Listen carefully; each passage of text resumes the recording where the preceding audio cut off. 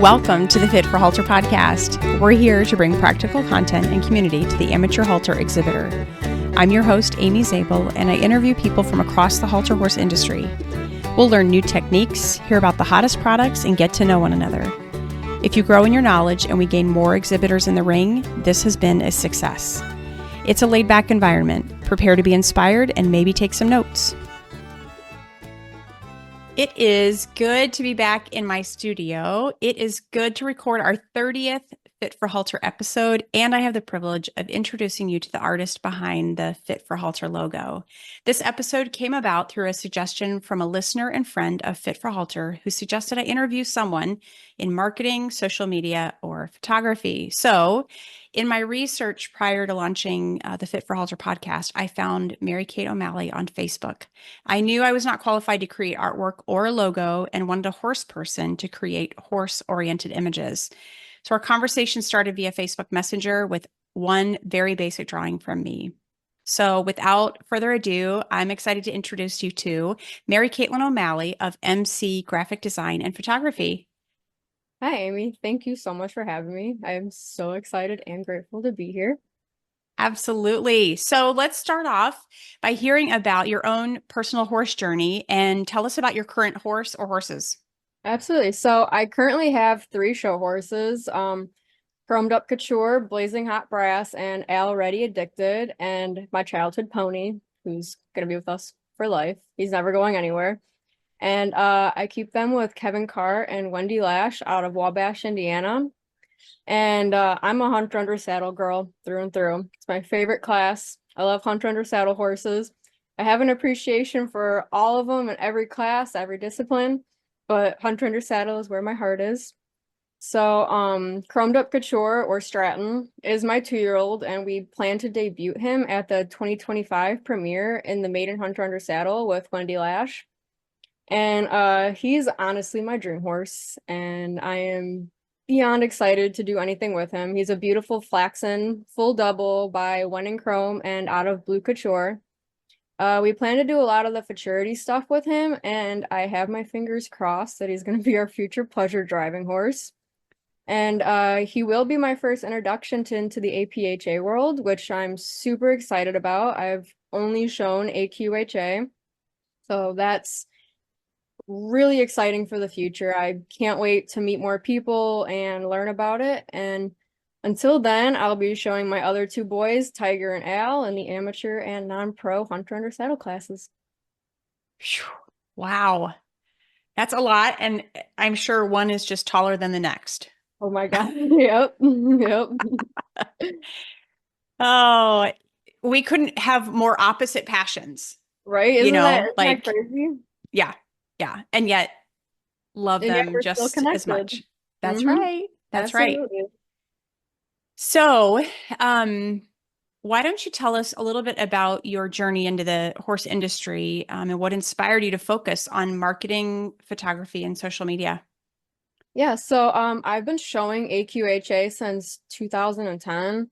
My first quarter horse show was actually at a Gordyville with my first show horse, Denying Your Assets.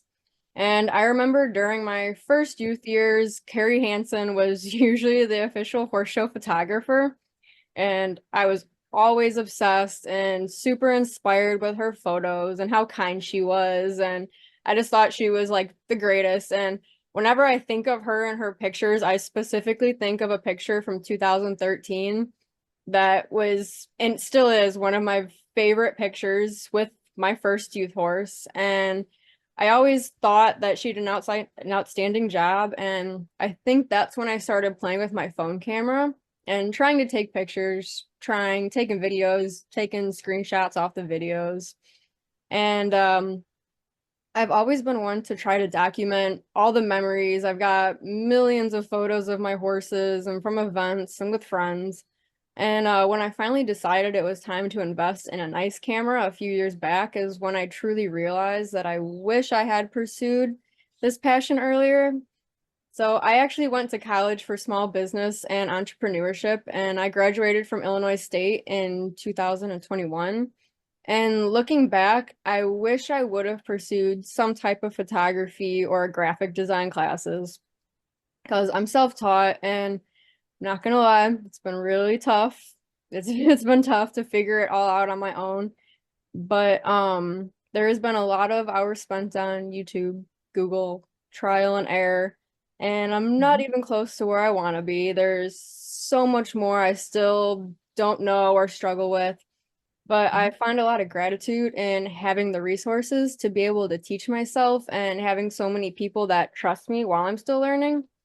And as for the graphic design and social media side of things, I never knew I had a passion in it until on a random day in 22, Madison Nierenstein posted on her story that she was looking for a social media manager and content creator for her business. And quite literally said to myself, all right, let's just see what happens. I'm going to DM her.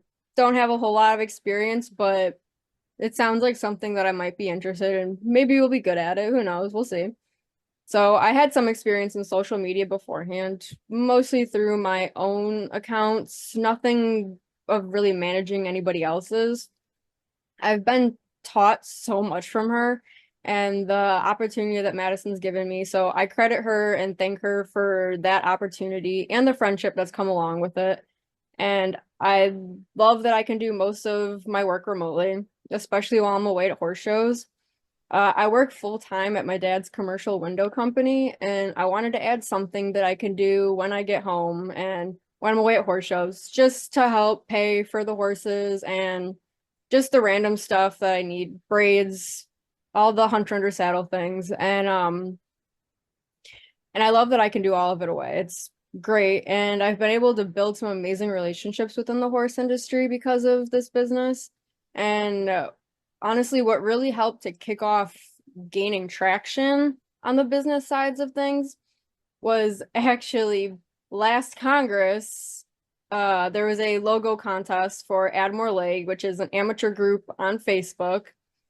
And I decided I'm just gonna try it out. I don't know how to make a logo. I know nothing about it, but I thought it would be super cool to try it. And everything just kind of fell into place. I obviously entered it for fun, hoped to win, but I didn't actually think anything was gonna happen. And when I did win it, I got some business after that. And it was kind of amazing to me that anybody actually messaged me to have a business relationship with and make a logo for them.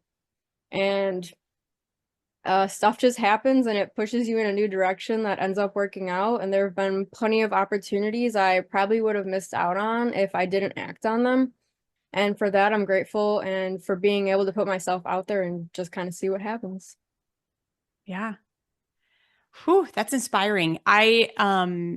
In my research for the Fit for Halter podcast, I think that's how I found you was I saw their artwork and, did a little investigating and got to your Facebook page and the rest is history. And I have you to thank for this cool backdrop. So I'm so excited for that. That just like, makes me super happy. I've gotten so many compliments on it because it looks like a halter horse. I I didn't love want it. just a random horse. I wanted something that looked like a Right? halter horse, and it does. It had to fit. It had to fit the podcast. It makes sense. Yes, absolutely. So, tell us a little bit about the photography side of your business. How has that changed over the years? Well, I'm not, I haven't been in like the photography side or really any of it for that long, Hmm. but I think it has evolved a lot. And I think there's a lot of photographers out there, Kirsty Marie, Danielle Long, that are constantly putting out the most amazing work that Hmm. people are constantly chasing the next big thing and the new trend, maybe adding drones and really cool videos, all that kind of stuff. And I hope that one day I'm in the industry long enough to be able to Hmm. witness the changes and evolve with it and maybe do the next big thing. What comes to mind is I remember seeing some drone shots on Facebook that some photographers had put out, and I thought that was really cool, and I hadn't seen it before. And I just hope that new stuff like that keeps happening and it keeps changing the advertising and the marketing. And just the artistic side of it as a whole, honestly. Yeah, absolutely. So, thinking about marketing specifically, from your perspective, what unique challenges do you think the horse industry faces when it comes to marketing? I actually think one of the biggest challenges is lack of presence. Mm, While some segments of the horse industry have embraced digital platforms, many others still lack an online presence. And there is often an insufficient use of e-commerce, online content, social media engagement, meaning that brands could definitely benefit more from modern marketing techniques. And hmm they may struggle to connect with a portion of their target audience because of it. And I think that, well, actually, I truly believe that all trainers, businesses, stallions should all have a Facebook and an Instagram business page. And Yeah. as of right now, utilizing social media platforms is one of the best forms of advertisement. Plus, it's free. Even when it comes to buying and selling horses, most of the horses that personally we have purchased have either been discovered from Facebook or word of mouth. Stratton, for example, we saw a video Beth Case had posted of him going around, which prompted my trainer to inquire on what she had available, and it ended up resulting in a sold horse. And I think that's something that everybody needs to utilize. I think that people need to put more emphasis on the current social media climate we live in and take advantage of the free advertising at our fingertips. And I know it can be hard to find the time, which is usually where some people would hire a social media manager, especially hmm businesses or stallion owners. And it's in, it's entirely possible to do on your own though. You don't need one. And you can be successful on your own and again for free. Yeah. Good to know. I feel like I'm soaking this up personally. So, how would you define or describe a successful marketing strategy for horse related brands or business? So to me, a successful marketing strategy for horse-related brands or businesses is one that resonates deeply with their target audience, prompts brand loyalty, and drives sustainable growth. I would say that leveraging word of mouth and community influence, especially in our industry, holds great weight and should be treated with top priority. Our Mm, industry is very tight-knit. A lot of people know each other, and word of mouth recommendations usually carry great weight. A successful strategy involves actively engaging with local clubs, associations, events, horse shows, all the above to create strong organic brand awareness. And plus, I place a ton of importance on supporting your local clubs and state associations. mm, Whether you donate to a silent auction benefiting the youth kids or you volunteer to take some candids at a horse show. I've done both and have had both result in new clients who became returning clients. And being able to get your name out there and help at the same time, it makes a difference. And it's one of my personal favorite strategies. I feel like you're actually getting something out of it while being able to give. And I personally love that. And I want to be known as someone that any club or association can reach out to for donations. I love donating ads. It's something that's easy and a lot of people like them. So, hmm and then being able to support the industry that allows a niche business to thrive creates a whole cycle of just mutual growth and success for everybody because I want everyone to flourish. And if we all work together, we can do that. And we should all want to strive to help each other out in this industry. And we all have much to learn from each other. And there is importance in building relationships and networking because you never know when an amazing opportunity will open up for you in your business. And it's gratifying when you're able to help others out, vice versa. Yeah, most definitely. Appreciate that. Just the desire to give back to an industry that gives us so much, right? Like Absolutely. we invest the money in our horses and we make this choice to do this thing, but you go to a horse show and there's just such common bonds and community and fun and what a stress reliever from, you know, the majority of people who are there who are working doing something else, not horses all week Exactly. long, right? Mm-hmm. So can you share a success story from a marketing campaign or something that you've worked on that really resonated with the horse community? Like you felt like you totally nailed it.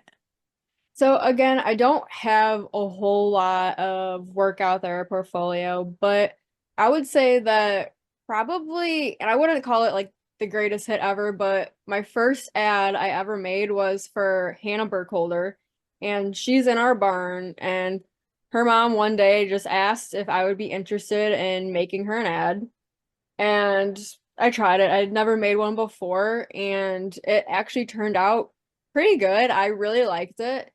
And after that is when I started getting more ad business and I started getting a little bit more recognition for that. That was my first ad that was publicized in any publication. I thought that was really cool. But I would say honestly, it would just have to be people knowing, finally getting my name out there and my barn family just for giving me the opportunities to do so. So I'm grateful to them for that and could not appreciate them more. Yeah.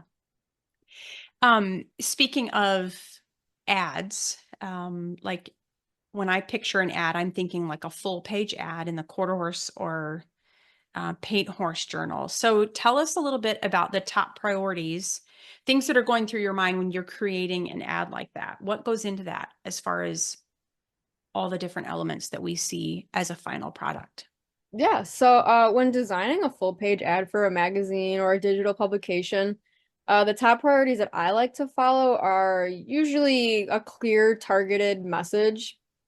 If it's an ad for a maiden 2-year-old hunt seater, I think I'd like to use a really high quality photo of the horse under saddle as the main focus, middle of the page, and then ensuring that the horse's name is attention grabbing somewhere near the top, but also highlighting the class to ensure readers know where to watch for this horse and maybe where its debut's going to be, who's showing it.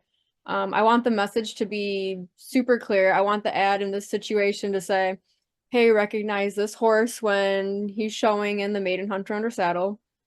And second, I can't stress high quality images enough. Use professional, high quality images of horses in action, riders, or even products being used, depending on your ad.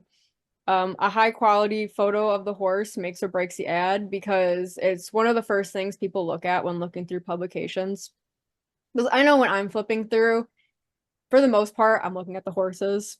I'm an amateur, so some of the advertisement is quite literally just grabbing my attention with the horses. And if I'm going through and all of a sudden this dapple gray hunt seater comes trotting off the page, I'm gonna stop and I'm gonna look at that page for a couple seconds and appreciate how gorgeous that horse is.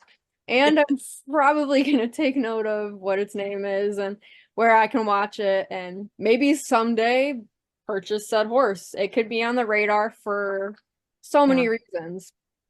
So the main goal honestly is to leave an impression on readers. And on the other side, there's appealing design and layout. Those are also super important, but those typically would fall on your graphic designer to be responsible for.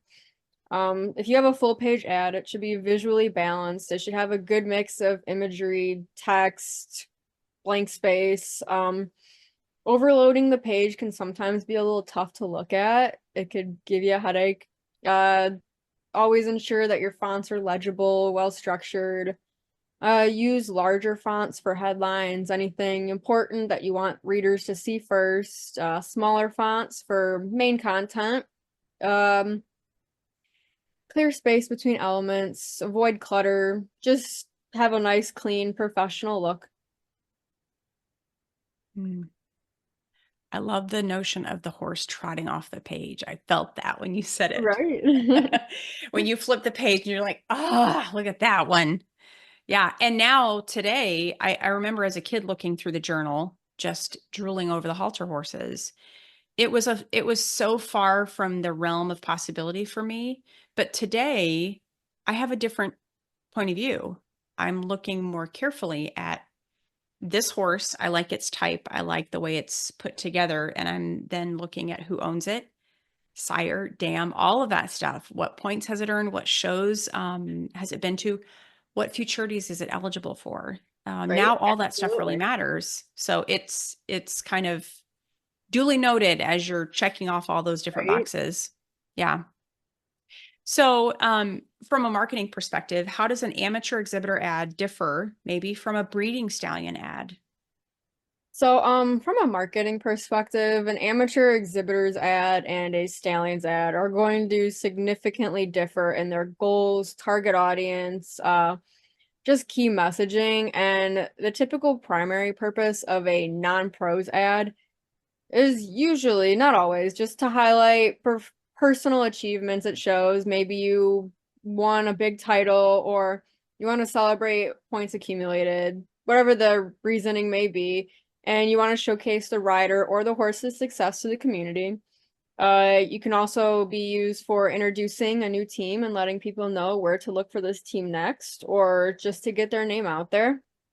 Sometimes it's about personal recognition, and it may express gratitude to trainers, sponsors, just anybody that has helped along the way. And it also serves as a celebration of achievement. You should always be proud of your achievements. You should want to feel comfortable taking an ad out and be able to brag on yourself for a little bit. And if you want to have an ad made to brag on yourself and feel proud, do it. You deserve all the recognition in the world. That's super important. The visuals often include action shots of the rider and horse during a competition. May display trophies, winnings, and there's usually not a call to action for a non-pros ad as the main goal, or usually the main goal is personal recognition rather than selling a product or service. While on the other hand, a Stallions ad typically targets breeders, mare owners, equine professionals, all who are looking for potential breeding prospects. These people are interested in the stallion's genetics, performance history, temperament, and progeny success. The goal is to market the stallion's breeding services by showcasing his genetic potential and desirable traits. The content is usually more data-driven and technical. It highlights stallion's bloodlines, offspring success, performance record. It also often details awards, titles, genetic strengths. Sometimes, especially online, there might be videos included.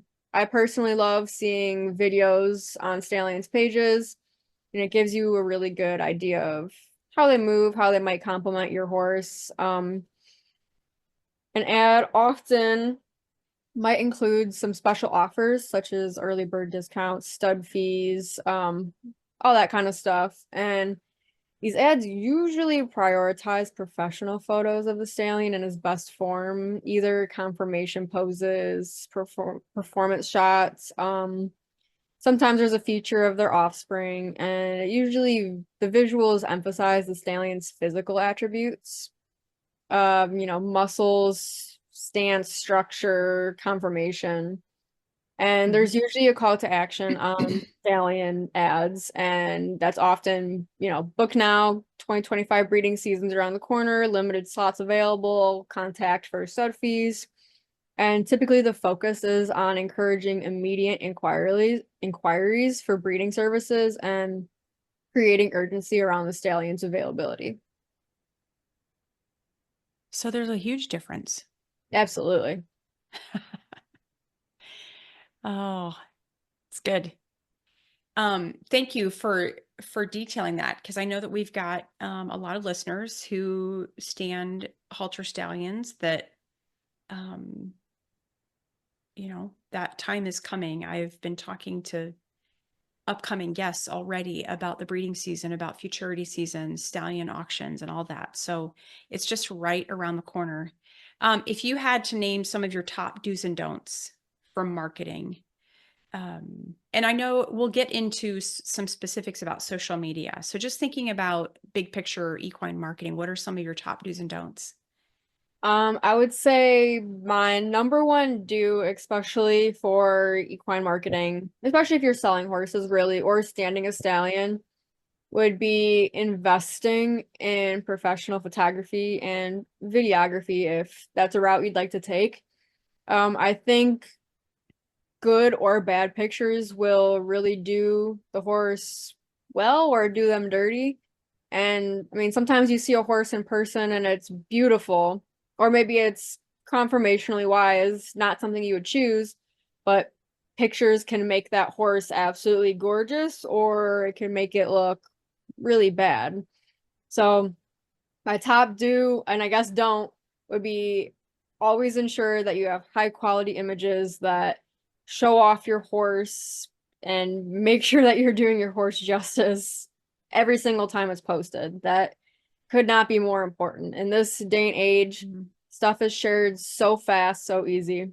Always give them a reason to say something nice. Mm, that's really good, especially for folks who are really active on social media. Always shed them in a good light. Mhm. That's good. Yeah. So shifting to photography specifically, what you've mentioned this quite a bit actually, the role that professional photography plays in marketing. Um, is there anything else that you want to share with us as to why professional photography is so important in equine marketing? Yeah, absolutely. So, photography plays a very crucial role because it directly connects with the emotional and aesthetic sensibilities of horse people. In an industry where the beauty, strength, athleticism of horses are literally central, visual imagery is an incredibly powerful tool for communication and engagement. A well-shot image tells a story about the horse. These stories are what attract attention and create memorable impressions, which is beyond important in our world. Um, Emotional imagery usually helps build a bond and brand with the audience. High quality photography reflects the professionalism of a business as well. So whether it's a breeding farm, a trainer, tack shop, all the above visually appealing images usually will suggest that the business values quality and takes pride in what it has to offer. Mm, Equine businesses selling products such as tack, feed, photography is essential in showcasing products in real life context. Professional photos of tack on a horse or a horse eating a cookie are usually more compelling than if the horse wasn't included. Not always the case, but let's be real. We're all here for the horse. Good photography so true. always allows to show the craftsmanship, quality, functionality of the products. Close-ups, lifestyle images can also help illustrate and set products apart from competitors. It's good. Shifting a little bit from professional photography, for those of us who love to take pictures of our horses at horse shows, how do you go about either from the show photographer side or even as a horse owner? If you've been hired by a horse show to be the photographer, how do you go about capturing those really good candid shots?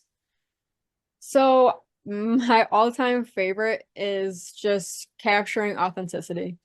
In my opinion, unposed moments often resonate with me the most because they convey emotion, whether it's excitement or just any real experience of a horse show. We know there's a million experiences and emotions that are going on at the same time. The candids usually shine when they capture genuine moments of connection, whether it's between a horse and rider, or a trainer and a rider, or even your horse just being goofy and making faces. It focuses on emotions, especially moments of pure emotion.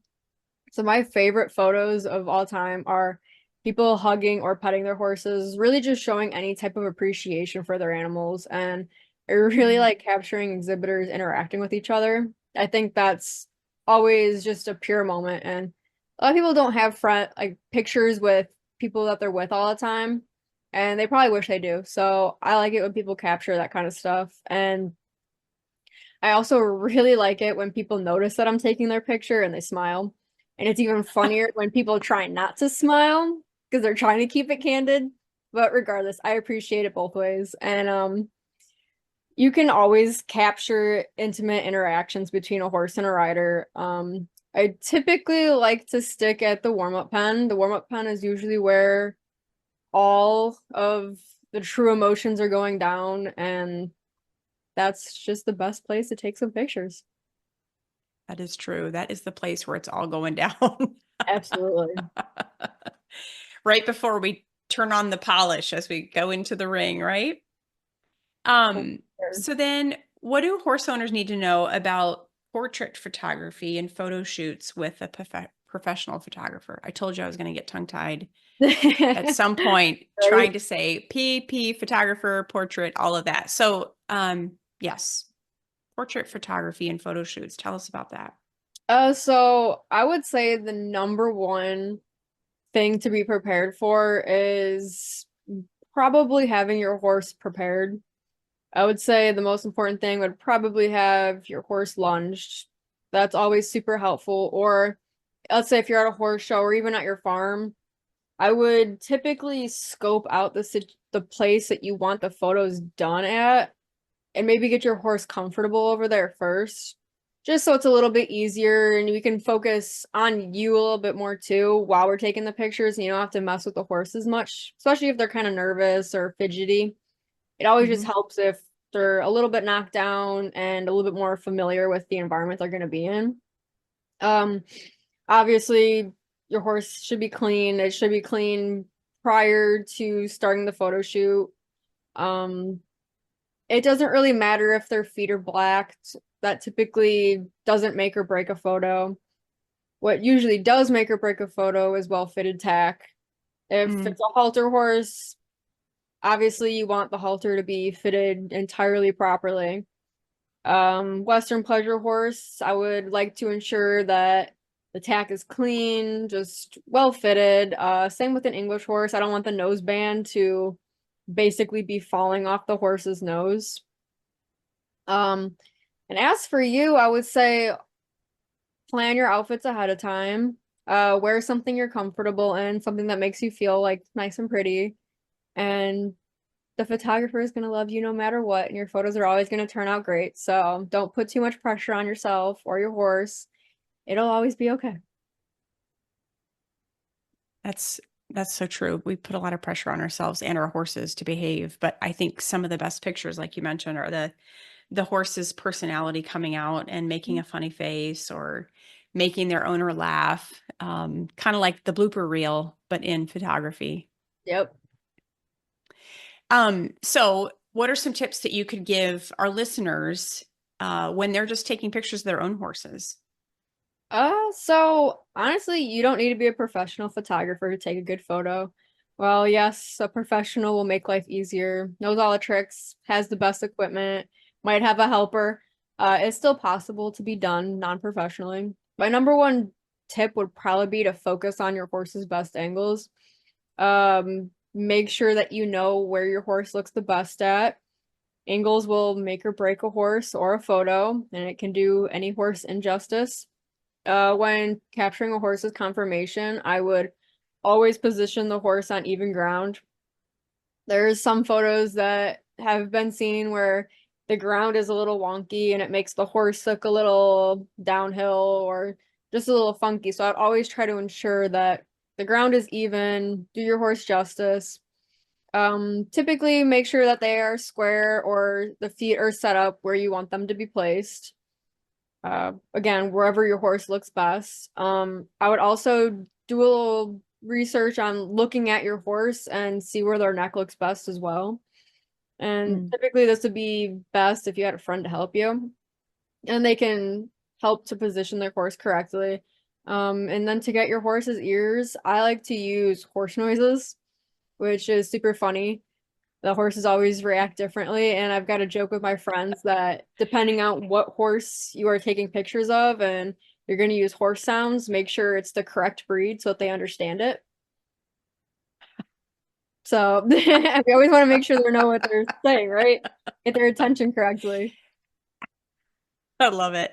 right? And then always choose a background that complements the horse without distracting from them.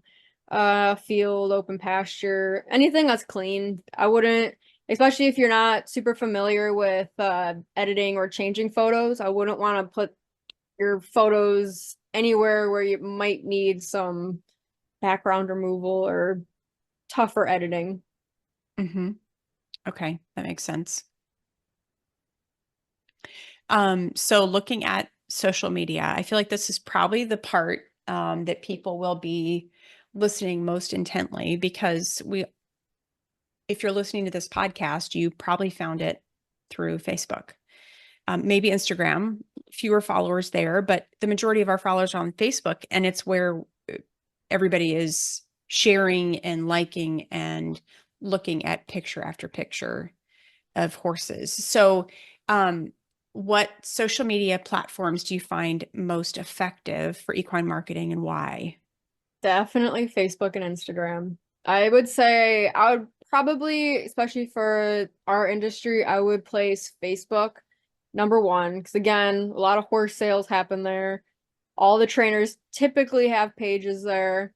It's easy to find stuff on Facebook, and basically everybody has a Facebook. I wouldn't say that Facebook has as much of an age gap as Instagram. And I would say because of that, Instagram falls into second place because obviously it's super important. It's a great way to get photos out. But again, there is typically an age gap on Instagram. What do you So mean by that? it seems like a lot of older people typically don't gravitate towards Instagram. I don't Okay. know if it's just I think it has less to do or more to do with less connections. I think that they would rather be able to connect with people that they know. And Facebook is, well, I would consider Facebook sometimes a little bit more user friendly and friendly towards more people. Whereas Hmm. Instagram, if you don't really have photos that you're constantly sharing, it might not be as interesting to you. So I feel like Okay. Facebook is kind of like the all-arounder of Mm. platforms. Okay, that makes sense. How can equine businesses create engaging content that resonates with their people? My personal favorite again is really anything that showcases authenticity and tells a story. Sharing behind the scenes content of authentic moments from daily barn life, training routines, horse care. People love to see what goes on behind the scenes at breeding farms, horse shows, training, any of that kind of stuff. Showing the hard work and passion that goes into the horse life builds trust and emotional connection. I'd like to see stories of success highlighted of whether it's like horses, clients, products. Uh, maybe it's a horse that went from hurt to champion, or Mm, maybe even a customer who improved their horse's health using supplements or something.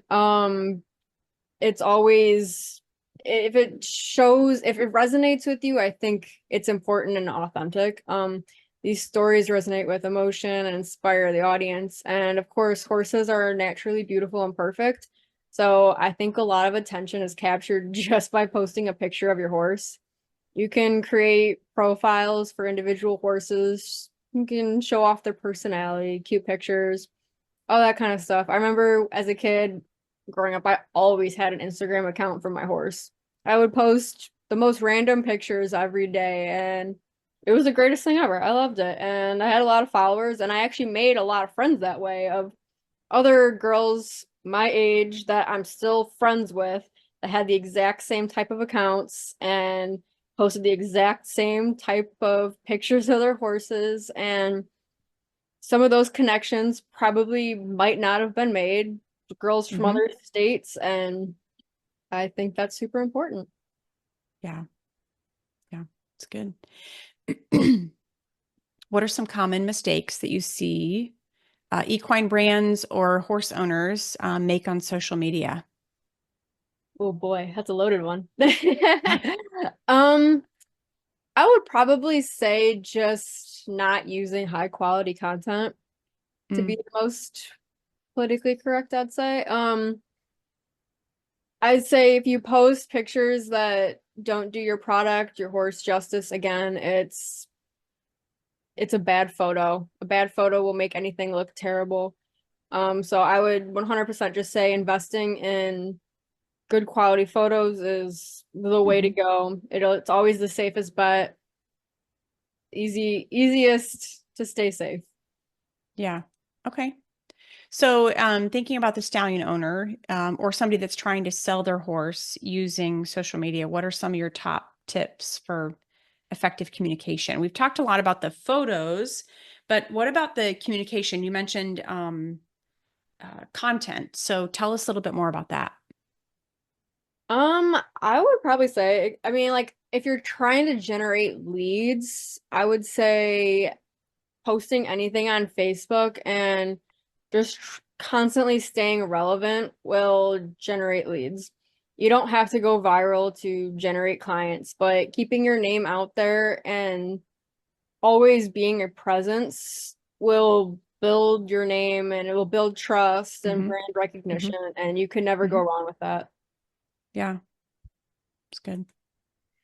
Looking at trends and the future, what trends are you currently seeing in equine marketing and social media that businesses should be aware of? Definitely short-term videos.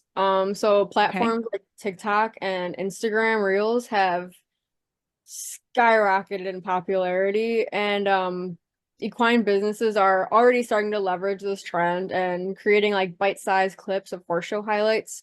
I think more specifically, it's more popular in the reining world. And it's usually like, horse show highlights. It could be training tips or behind the scenes footage. These short videos tend to have high engagement rates and are perfect for capturing attention quickly.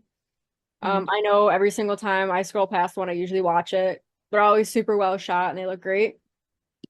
And then I would also say that user-generated content and community building is extremely powerful in equine marketing because it creates authenticity and showcases real customers engaging with the brand. Encouraging horse owners, riders, and customers to share their own photos and videos using your products and services typically fosters a greater sense of community. And many businesses have also started turning to micro influencers. So, Mm. as riders and trainers that might have smaller but highly engaged followings that people just generally really like. And these individuals often have a strong personal connection with their audiences, and their endorsements can be more relatable and trusted than those with bigger names. That makes a lot of sense. How do you see the role of digital marketing evolving over the next few years? I think that digital marketing is 100% to become even more centralized in the equine industry. And in the coming years, as technology continues to evolve and equestrian businesses embrace more sophisticated online strategies, I think our industry specifically, we all will see a rise of stock breed influencers. I think we already can have a few that pop in our minds. I think more people are getting more on board with that idea and filling that space. Equestrian brands will increasingly collaborate with riders and trainers to help promote products and services. Even with smaller niche brands, they will tap into the micro influencers who have a loyal following and within specific riding disciplines or breeds, which will continue to heavily push social media as a shopping platform, which I think a lot of things are starting to point that way anyways. I think more equine businesses will embrace social commerce using platforms like Instagram and Facebook, not just for brand promotion, but probably also to direct product sales. Like we already have shoppable and direct purchasing options within social media platforms that make it easier for consumers to buy products. So it's probably going to start getting more popular and be right on our feeds. Yeah. You mentioned stock breed influencer, I think is the Mhm. word or the term that you used. What does that mean? So like two Or people that maybe an come to mind. example. Yeah, two people that come to mind. So like Katie Van Slyke, she's a Oh, much uh-huh. larger scale one, much larger. Um, Hmm. Madison Nierenstein, she is growing rapidly. She is becoming one of the top influencers.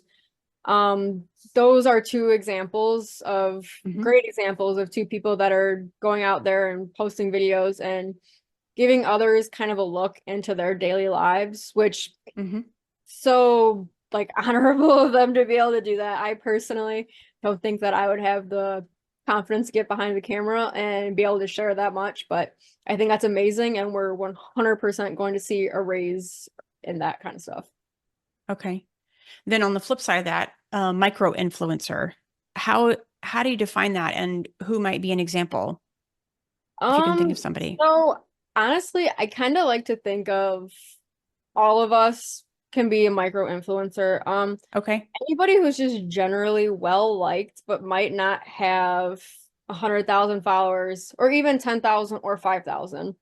I know that a lot of my friends can easily influence what I would buy just from them being more personal to me, or even like other amateurs, trainers posting stories about whether it's using some type of gut supplement and their success story. Sometimes it just resonates more coming from Yeah. someone that has a trusted name. You know that they're not, Hmm. oh, potentially they could be, but they might not be getting paid a ton of money to promote that product. So it just typically feels more trustable and relatable. Yeah. Okay. That's helpful. So thinking about your own personal business, what's been your favorite project to work on and why? So I promise I'm not biased, but working on the Fit for Halter logo and all the content along with it was one of my favorite projects. I really love how it turned out. I'm just overall super happy with it and proud of it. It was one of my first bigger projects and it really gave me a confidence boost. And it felt like my first like real business move that turned into an amazing podcast. And every time I see it being used or it comes across my social media feeds, I smile and it just makes me super happy. Huh. That's so interesting because I had no idea that that's what was happening for you on your side of the Facebook Messenger. I Yep. looked at a couple of things and said, she's a horse person. And so I'm going to get authentic looking horse material from her. Mm-hmm. Had no reason to believe that that was your first big project. So I'm glad that Yep. Yep. um, I got to share that with you because it's been great. I'm so grateful to you for that. So I thank you, honestly. That's amazing. Thank you. Well, you're welcome. I had no idea until just this second that that's how that went down. So how do you stay inspired and just kind of keep the creativity flowing? Um, I think a lot of this kind of stems from my mom and dad and my barn family. I'm constantly talking to my parents about my projects and just kind of asking them for their advice and opinions. Yeah. And I go to my dad for all of my like next business moves and we're always talking about it. And he is a small business entrepreneur himself, so I strongly value everything he has to say and it's super inspiring to me. And then my mom, on the other hand, she knows a lot about horses. She's involved. She's the best horse show mom ever. And hearing what she has to say when I show her an ad and she's like, "Oh, I love that," or "I would change this." It kind of just inspires me to keep creating. She helps me with other creative stuff and I'm super grateful to Yeah. that. And as for my barn family, they put a lot of trust into me. They have pretty much all been the ones to give me first opportunities. Since I started, they have consistently have me made their ads. I did a pop-up stall display. I had no clue what I was doing. But we did it. It turned out pretty decent. I'm actually really happy with it for not really knowing what I was doing. YouTube wasn't a whole lot of help for that one, so that one Yeah. was a little bit of trial and error, and it worked out, so that was great. Um, Otherwise, I'm just thankful for everybody who supports me and I think that's what inspires me the most. And if my Mm, friends and family think I can do it, I trust them and I don't yeah. think they'll steer me wrong. That's good. Um, we'll have to make sure I get a picture of your pop-up stall that you're talking about because I'm curious now what that is. So we'll have to share Definitely. that with our listeners. So for our listeners, speaking of, what advice would you give to somebody who's just starting out or considering maybe before this episode or as a result of listening to you, um, what would you advise them in regard to jumping into equine marketing or photography? Honestly, I like to believe that great opportunities will always come and the wind will always blow you in the right direction, as cheesy as it is. And it doesn't mean that there won't be a little turbulence on the way, but you will always end up where you belong. So don't be scared to start. And even if you start and it gets a little bumpy, it's okay. You'll work through it, trial and error. And then I just say, keep going. Don't give up. Don't let anybody discourage you. There's always room for more people. Don't feel like you're overstepping or Mhm. anything like that. There is always room for more people, and we're all here just trying our best together. Yeah, that's really good. There's always room for more people. Because it's really easy to get talked out of something, even if it's just self-talk that's Yep, happening. 100%. Yeah, yeah. Um, what resources do you recommend, like books, podcasts, websites, for those that are trying to improve any of the skills that you talked about? So I highly recommend reaching out to industry professionals, YouTube, and trial and Mhm. error. Admittedly, my favorite, yet most stressful learning tool is trial and error. But I really do like to learn as I go, and I've Yeah. learned the most from my own mistakes. I try not to make the same mistake twice. I try to take a lot of accountability in my mistakes and remember that and let it be a life lesson and carry on as I go on. So I would say just utilize all of the resources possible. If you are going into college, I would say take some classes that relate to what you're looking to get into with marketing, Hmm. photography, graphic design. Just utilize every single resource that comes your way. Yeah, it's good. What's the one thing you wish people understood about the work that you do? Um, I just really think that I want people to know that I value all types of work. I don't think that there is a dumb reason to have an ad, and I don't think that there is a dumb reason to have a photo shoot or a logo. I think if it's something that you want to pursue, always do it. Know that I'll always be your biggest fan. If you've had a logo or an ad made by me, I'm going to post it. I'm going to be so happy for you. I'm going to want the best for you. So I want everyone to know and understand that I will be your biggest cheerleader and I will be there for questions or whatever you could ever need outside of anything I do or offer business wise to help you. Yeah, I can attest to that. Okay, so how can our listeners find out more about you? So my business Facebook account is MC Graphics Design and Photography, and my Mhm. business Instagram is at MC underscore design and N photo. And if you would like to reach out by email, my email is mcomalley period work at gmail.com. Awesome.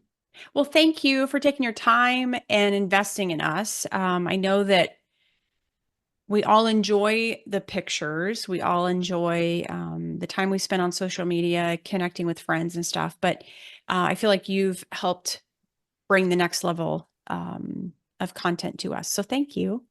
Well, thank you so much. I appreciate you even giving me a chance and a platform and thinking that I'm valuable enough to be on this amazing podcast.